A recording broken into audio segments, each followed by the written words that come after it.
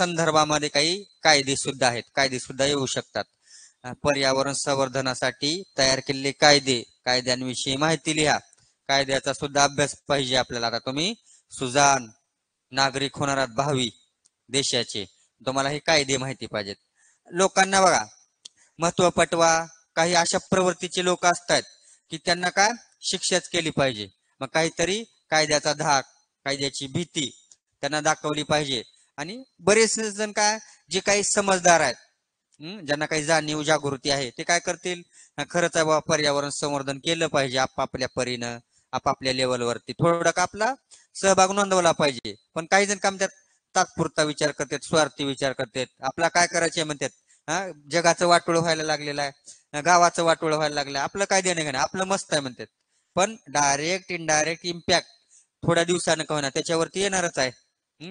अशा पद्धतीनं त्यांना ते महत्व पटवायचं. मग ज्यांना हे पटलं नाही, मग त्यांना शिक्षा, कायदा हे दाखवलाच पाहिजे. मग काय, आपला पहिला जो कायदा आहे वन संवर्धन कायदा, मग केव्हा निर्माण केला आहे, 1980.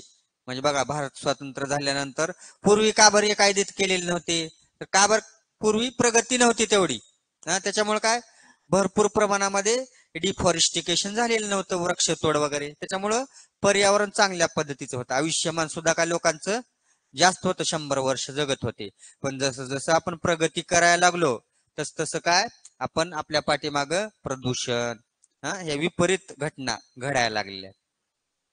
म्हणजे काय, प्रगतीच्या नावाखाली किंवा प्रगती होत असताना एकीकडं दुसरीकडं आपण कुठंतरी अधोगतीला जात होतो. मग आता गरज भासू लागली, जसजसं विकास होत गेला, वाहनं वाढली, वृक्ष तोडले गेले, पावसाचं काय अनियमितता वाढली. पूर्वी पाऊस बरोबरच पडायचा, भरपूर पाऊस, पावसाळ्यामध्ये पाऊस, उन्हाळ्यामध्ये ऊन आणि हिवाळ्यामध्ये थंडी असं होतं. पण आता काय लागलंय, उन्हाळ्यामध्ये पाऊस अवकाळी पडायला लागलेला आहे. निसर्गानं सुद्धा काय चेंज केला. मग त्याला ते करावं लागलं चेंज. कुणामुळं, माणसामुळं. ऍसिड रेन होत होता का पूर्वी? नाही.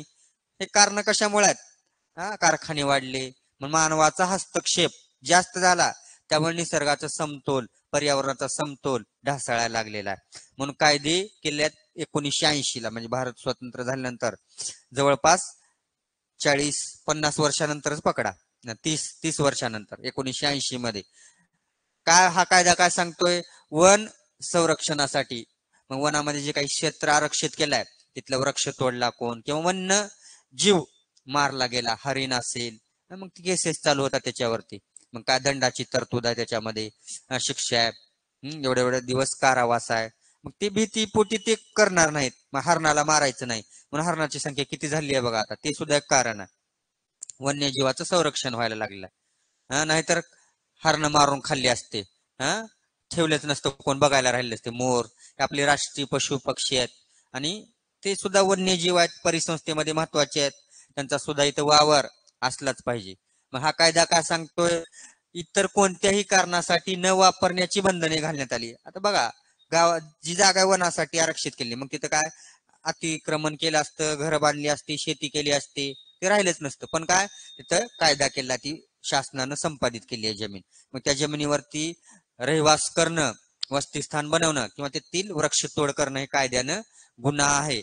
आणि ज्यानं तो गुन्हा केलेला आहे, ते बंधन, त्याच्यावरती मग काय शिक्षा असेल, त्याला तरतूद आहे. मग 1980चा वन्यजीव किंवा वन संवर्धन कायदा, वनाचं संरक्षण करणं. हा मग काय आहे, उदाहरणार्थ केंद्र सरकारच्या परवानगीनेच खामकार करणे बंधनकारक. एखादी संपादित जमीन आहे, तर तिथं खाणकाम करायचं असेल, किंवा आपल्या त्याच्यामधून काय ही जी वाळू असेल किंवा जो काही मटेरियल काढायचा आहे, त्याच्यासाठी परवानगी घ्यावी लागते. केंद्र जी अथॉरिटी आहे त्याची परवानगी घ्यावी लागते.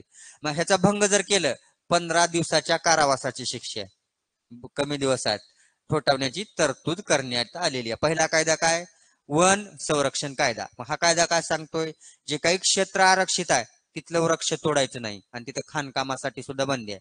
आणि हा कायदा तोडला, या कायद्याचा जर भंग केला कोण, तर त्याला 15 दिवसाची सश्रम कारावासाची शिक्षा आहे, ठोठावण्यात आलेली आहे. हा कायदा एवढंच सांगतोय.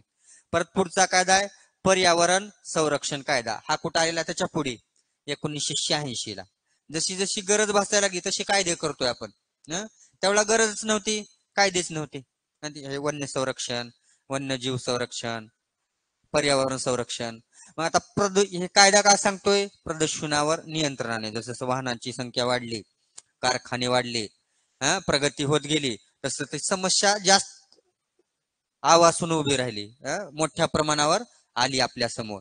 मग काय? पर्यावरणास हानी पोहोचणाऱ्या व्यक्ती अथवा संस्थांवर कारवाई करणे या उद्देशाने हा कायदा तयार केला. म्हणजे काय, जे काही बंधन आहेत, काही संस्था असेल, कोणती फॅक्टरी असेल, त्याच्याद्वारे जर काय पर्यावरणाचा ऱ्हास होत असेल तर त्याच्यावरती कंट्रोल करण्याचं काम हा कायदा करणार आहे. मग या कायद्यानुसार कोणत्याही उद्योगास, कारखान्यास अशा व्यक्तीस निर्धारित मापदंडापेक्षा अधिक प्रदूषकीय वातावरणात सोडण्याचा अधिकार नाही. जास्त जर पोल्युशन व्हायला लागलं प्रमाणापेक्षा जास्त, तर तो त्याच्याकडे अधिकार आहे. ती जो कारखाना आहे त्या व्यक्तीचा, तिथं बॅन केलं जातं, त्याला लॉक लावलं जातं शासनाच्या पातळीवरती. आणि या कायद्याचं उल्लंघन करणाऱ्या व्यक्तीस 5 वर्षापर्यंतची कारावासाची किंवा 1,00,000 रुपयाची अशी दोन्ही शिक्षा. एक तर काय करायचे, त्याला 1,00,000 रुपये भरायचे आहे. त्यानं जर 1,00,000 रुपये भरत नसेल तर काय, मग 5 वर्ष जेलमध्ये त्याला कारावास भोगायचे. अशी 2 पद्धतीच्या शिक्षा येतात. पुढे या कायद्याची अंमलबजावणी करण्यासाठी राष्ट्रीय हरित न्यायाधिकरणाची स्थापना 2010 मध्ये करण्यात आली. म्हणजे राष्ट्रीय हरित प्राधिकरण हा काय एक स्थापन केले, एक प्राधिकरण. याचं काम काय? हे जे कायदे केले आहेत हे अंमलबजावणी होते का नाही याच्यावरती एक अंमल ठेवण्याचं काम आहे राष्ट्रीय हरित, काय म्हणतो आपण त्याला, न्यायाधिकरणाची स्थापना 2010 मध्ये केली. कायदे लक्षात ठेवायचे. 1980 ला कोणता आहे, 1986 ला पहिल्या सुरचा कायदा कोणता आहे? वन जीव संरक्षण कायदा. वन जीव आहे का वन संरक्षण आहे? फक्त वन संरक्षण आहे. आता नंतरचा ती वन्यजीव संरक्षण. वन जीव संरक्षण म्हणजे काय? जंगल क्षेत्र असेल तिथं खाणकाम करायचं नाही, तिथलं वृक्ष तोडायचं नाही. आणि ह्या कायद्याचा जर भंग केलं तर शिक्षा आहे त्याला 15 दिवसाचा कारावास आहे. आणि खाल्ल्या कायद्यामध्ये काय? पर्यावरणामध्ये प्रदूषक त्याला सोडता येणार नाहीत प्रमाणापेक्षा जास्त त्या कारखान्याला, त्या व्यक्तीस.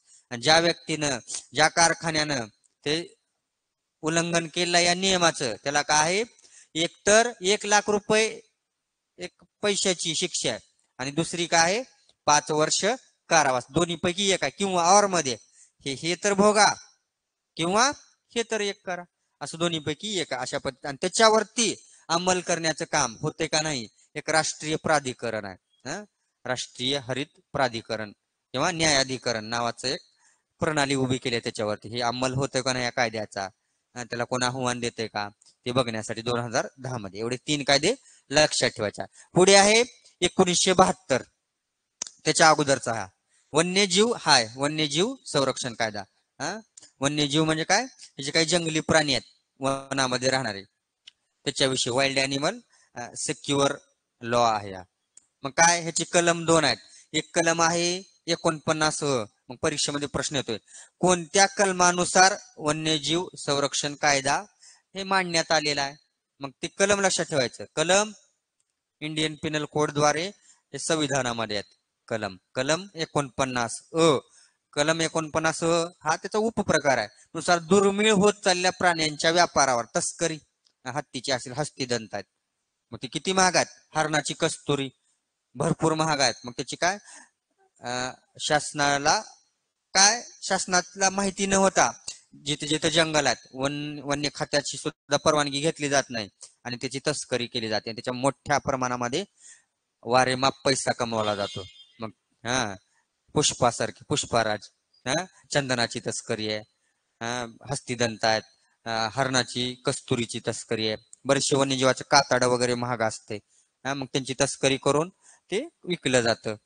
ती तस्करी करू नये म्हणून आपला हा कलम 49 अ नुसार दुर्मिळ होत चालल्या प्राण्यांची जर तस्करी केलं, व्यापार केलं, त्याच्यावर पूर्णपणे बंदी आहे, या कायद्यानुसार घातलेली आहे. पुढे कलम 49 ब काय सांगतोय? वन्य प्राण्यांच्या कातडीपासून किंवा अवयवापासून बनलेल्या वस्तूच्या व्यापारावर सुद्धा बंदी आहे. जर कुणाकडे सापडलं त्यानं नाका मारणार, पण तो जर विकत घेणार असेल शोभेसाठी, पूर्वीच्या काळी बघा मोठे पाटील, कुलकर्णी, देशमुख त्यांच्या घरामध्ये मी शिकार केली आहे, मग ते हरणाचं वगैरे काय शिंग वगैरे अडकवलेले असायचे, एक सन्मान त्यांचा, की सामर्थ्य दाखवण्याचं काम पूर्वीच्या काळी प्रथा होत्या. किंवा वाघाचं कातड असं, बघा कोणते पाहुणे आले, हे बघा मी शिकार केली आहे, मग ते सांगायचं पाटील वगैरे, ही मी शिकार केली आहे, ही माझ्या मुलानं शिकार केली आहे, आताच्या काळात हे माझं मेडल आहे, हे सांगतात, ही माझी ट्रॉफी आहे, हे माझ्या मुलाने ह्या परीक्षेमध्ये ऑलिम्पियाड मध्ये घेतलेला आहे. मग ज्या ज्या जनरेशनचा गॅप आहे त्या त्यावेळेस त्या ते प्रचलित होत्या. येतं का लक्षामध्ये? पूर्वीच्या काळी काय शिक्षणाकडे ओघ नव्हता तेवढा, म्हणजे मोठा मान सन्मान त्यांच्यामध्ये, त्यांना मान सन्मान वाटायचा, शिकार करणं वगैरे. त्यांच्यामध्ये त्यांना काय मोठेपणा, सार्थकता वाटायची. पण जसं जसं काळाच्या ओघामध्ये त्यांच्यावरती ध्यान आणावं लागलं, आणि मग आता ही माझी ट्रॉफी आहे, मी लहानपणी हे या परीक्षेमध्ये पास झालो होतो, हा फोटो आहे माझा, त्यावेळेस मी पहिला आलो होतो 10th स्टँडर्डला, मग हे माझ्या युनिक क्लासेसनं दिलेली ट्रॉफी आहे, असं सांगतोय आपण. मोठं झाल्यावर सांगणार आहात का तुम्ही? घेऊन जावा बघा ट्रॉफी. मग त्याच्यासाठी अतिशय परिश्रम करणं गरजेचं आहे. कमीत कमी 85% पुढे तर मार्क पाहिजेत. मग आपण 100च धरलोय, 85 तर नाही. निखिलला 85 आहेत. हा, जमतंय का निखिल? 85% पाडायच्यात, काही अवघड नाही. जे आपण शिकवलं तेच लिहायचे. पुस्तकातला असो नसो, तुला जे लिहिता येणार आहे ते लिहायचं. मार्क पडतेत, भरपूर मार्क पडतेत, सोडून द्यायचं नाही. त्याच्या अनुषंगाने लिहत चालायचं. चुकल थोडं बहुत, काही हरकत नाही, लिहिण्याचा प्रयत्न करायचा. मग हा कायदा सांगतोय कातडीपासून त्याचे व्यापार करण्यावर बंदी आहे. मग जर ज्या व्यक्तीनं फक्त व्यापार विकत घेतले तरी सुद्धा त्याला बंदी आहे.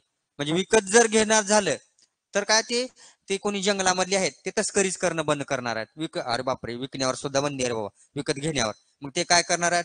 नकोच, ते झंझटच नको म्हणतील, त्रासच नको, वैतागच नको, वैतागवाडी कशाला करायची आहे. मग ते जे मारणारी व्यक्ती आहेत ते सुद्धा काय शांत राहतील आणि त्यांना शिक्षा होतील. मग शिक्षा कशासाठी करायची आहे? पुढच्याला पुढची शहाणी होतील, मागच्याला ठेस, पुढची शहाणी. अरे बापरे, अशी जर शिक्षा आहे मग करूच नाही, त्याच्या वाटेला जाऊ नये असं म्हणतील. मग हे कायद्यानुसार ब क असं 3 कलम आहेत. पुढचा कलम आहे क नुसार. जर एखाद्या व्यापाऱ्याकडे दुर्मिळ वन्य प्राण्यांच्या वस्तूचा साठा असेल तो त्वरित जाहीर करणे बंधनकारक ठरवण्यात आले. लगेच त्यानं सांगायचे. पूर्वीच्या जर काय असेलच, त्याला 1972च्या अगोदरचा असेल किंवा असेल चुकून, तर त्यांना लपवून ठेवायचं नाही, आहे बाबा माझ्याकडे, म्हणून शासनाच्या हवाली करून टाकायचं. हे कलम सांगते. ते 49 काय सांगतंय, ब का सांगते, आणि क. पहिलं काय सांगतंय? तस्करी करू नका, ते विकूच नका. दुसरं काय सांगते? व्यापारच करू नका, ते अवैध आहे, बंधनकारक आहे, ते करणे नाही. परत तिसरं काय सांगतंय?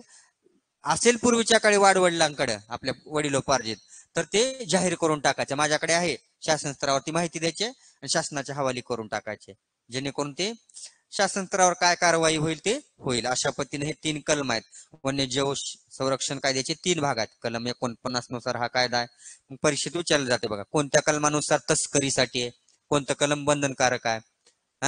आणि आपल्या जवळ असलेलं वडिलोपार्जित हे व्यापार, दुर्मिळ वस्तू जे आहेत, साठा असलेलं, ते जाहीर करणं कोणत्या कलमानुसार बंधनकारक आहे?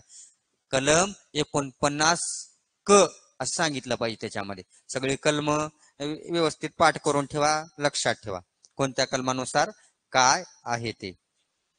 आता चिपको मुवमेंट ही जी आहे, काय केलं जायचं? ही जी चिपको मुवमेंट आहे, चिपको म्हणजे चिकटणे, असं काय झाडाला काय स्त्रिया वगैरे, म्हणजे झाडांवर इतकं प्रेम होतं त्यांचं, ते तोडू दिलं गेलं नाही.